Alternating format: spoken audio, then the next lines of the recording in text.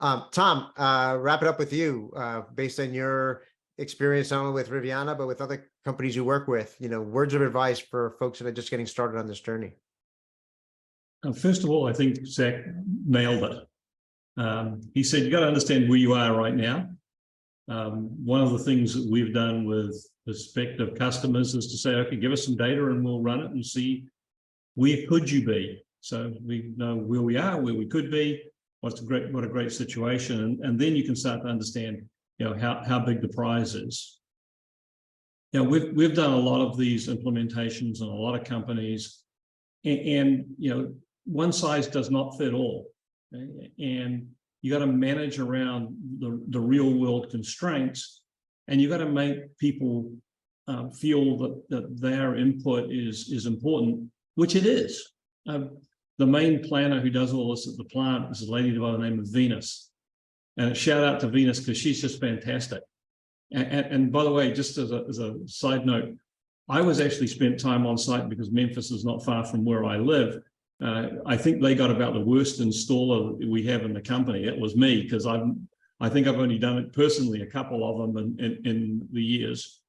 So they probably got the worst experience, but it really does help to have a good working relationship and a good back and forth with all the parties. And you say, well, why are we getting plant engineering involved? Why are we getting these guys involved? Because they all had input and it was valuable input. So summary, there's a lot of opportunity here. Let's understand how much that opportunity is. And then once we understand that opportunity, let's work as a team to go and get it and get it implemented in a way that, brings money to the bottom line. And I'm going to say I'm delighted and happy that it was months of pay, before you were back into real positive cash flow. It's a fantastic testimony.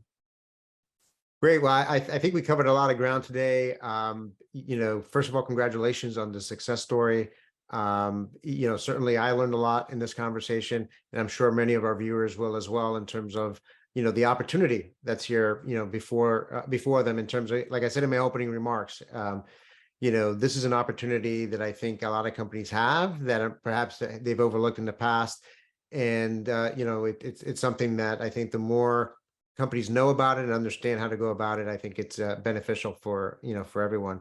So, Jennifer, Zach, Tom, again, thank you very much for making the time to be with us today and sharing your story.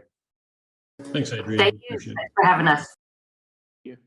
Great. I want to thank those of you that joined us. If you're watching this episode on demand, either at the Transportation Warehousing Optimization website or on Talking Logistics, and you've got a question for any of our guests today, you can post it there, and I'm sure they'll be more than happy to respond via that medium.